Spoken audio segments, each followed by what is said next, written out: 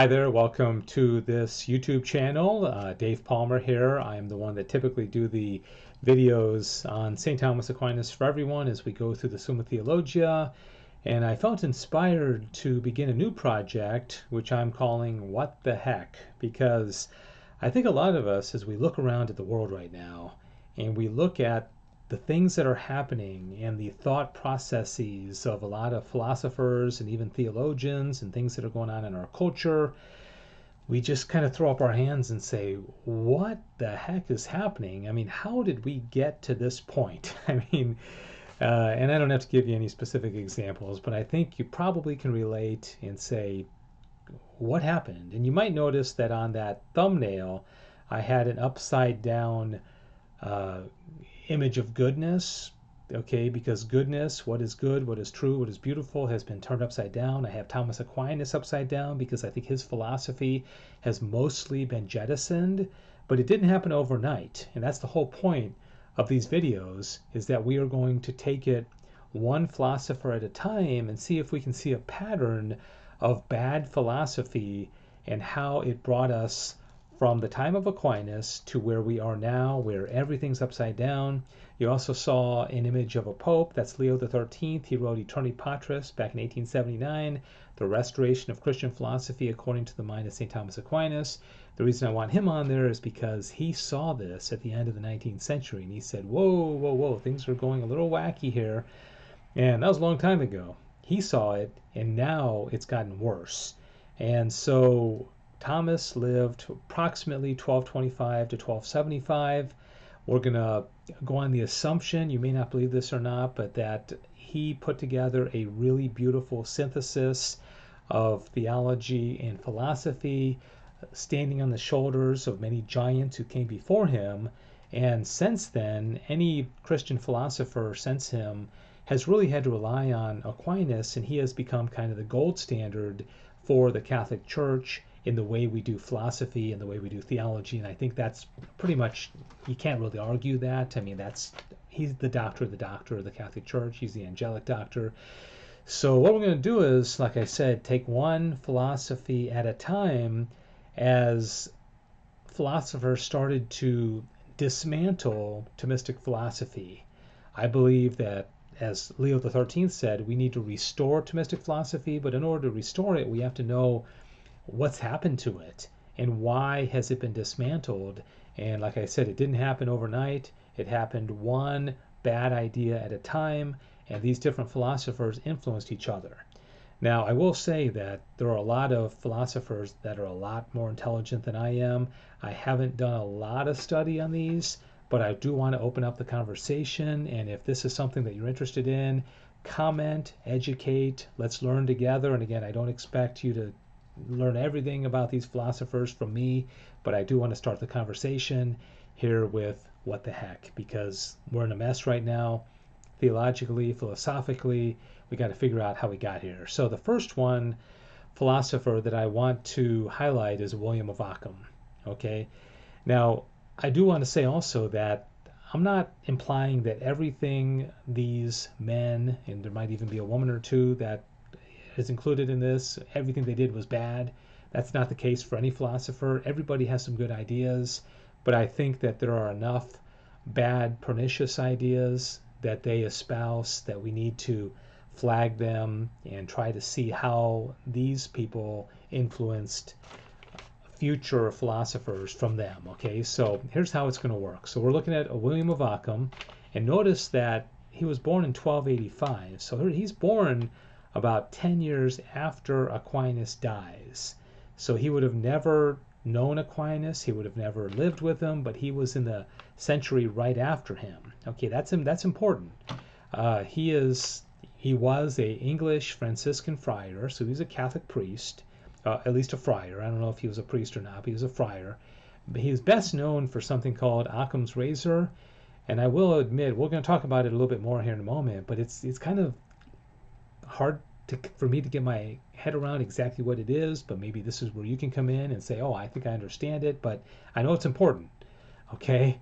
He also wrote a commentary on the sentences by Peter Lombard.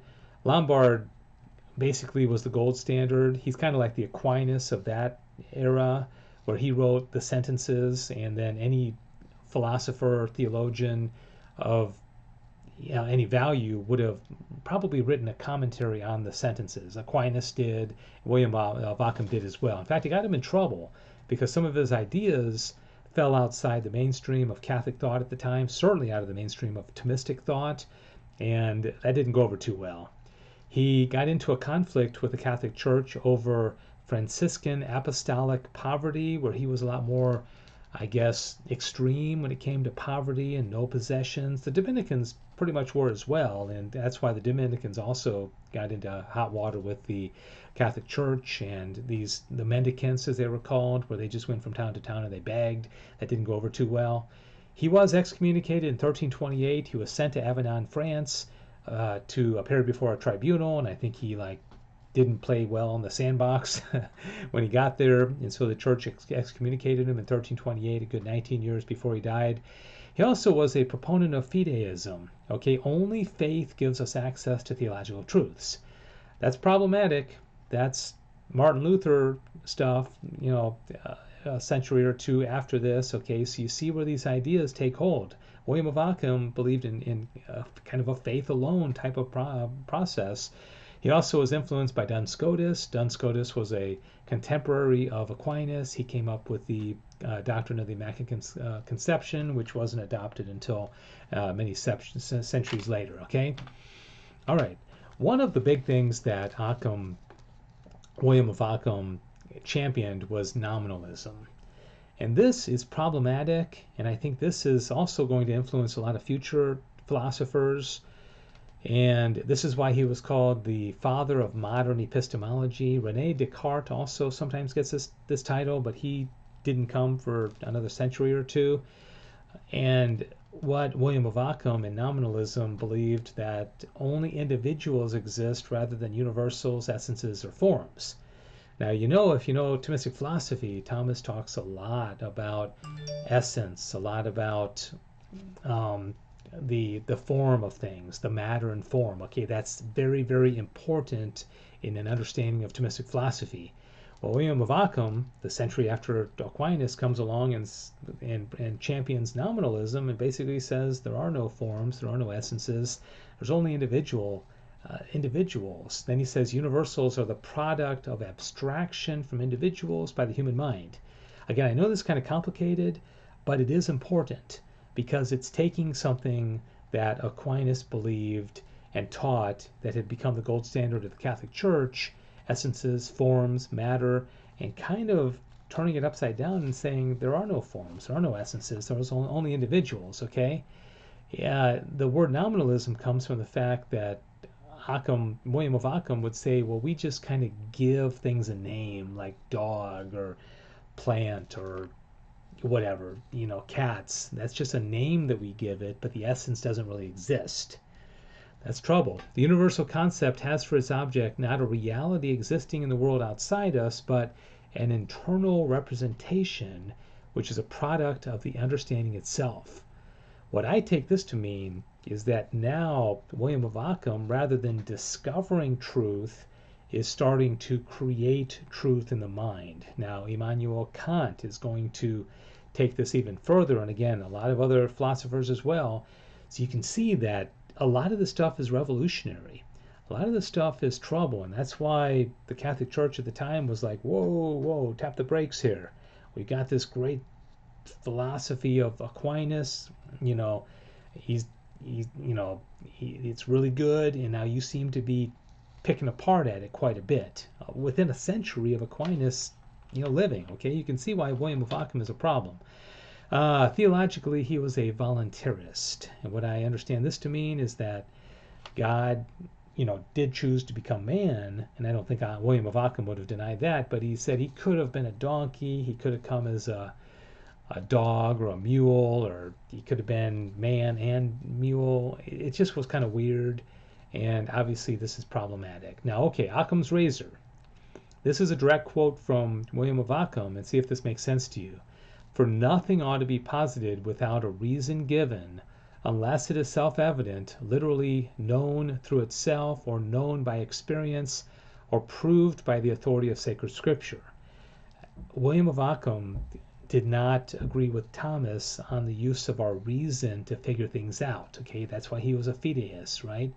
God, we believe it on faith, and he didn't have as much confidence in the rational creature being able to work things out on his own.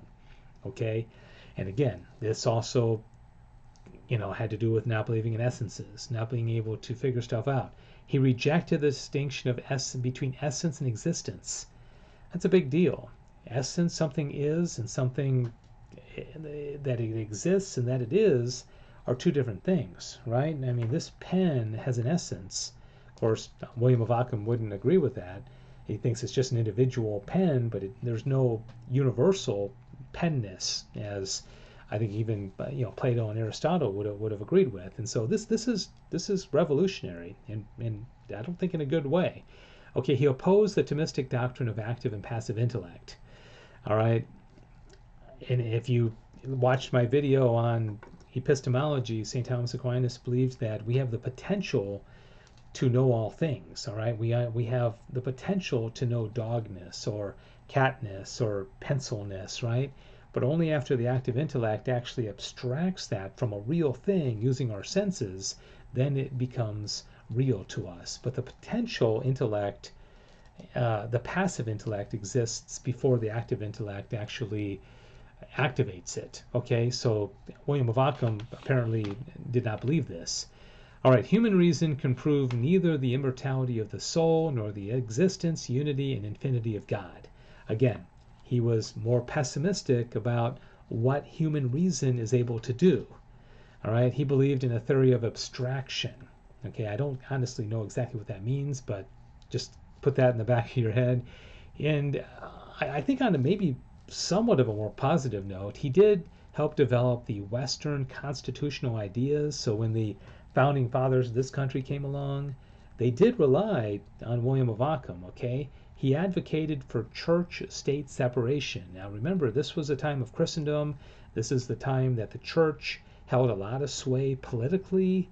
I'm not, we could debate whether that was a good thing or not. William of Ockham did not think it was a good thing. He thought that church and state need to be separated. Of course, today they're very separated. And he was a proponent of private ownership and the right to choose rulers. So he got into politics. He was clearly a brilliant man and had a lot of ideas. He didn't swim with the common beliefs at the time in the church, which was basically Thomistic philosophy, was really starting to become popular. And he preceded Thomas Hobbes and the social contract. We'll talk about Thomas Hobbes in a future video. Okay, I hope this is helpful. And again, like I said at the beginning, this is just to get a conversation started. I am not the know-all, be-all of all these people, but we're going to take one philosopher at a time, sequentially, chronologically. Who did William of Ockham influence? Who's next? Who do you think should be next? I'll have another video coming up here in the coming days, and we will start seeing if we can see trends of how we got to where we are today, which is just craziness, and makes us throw up our hands and say, what the heck? What is going on? Thanks for watching. God bless you. Please comment and let me know what you think.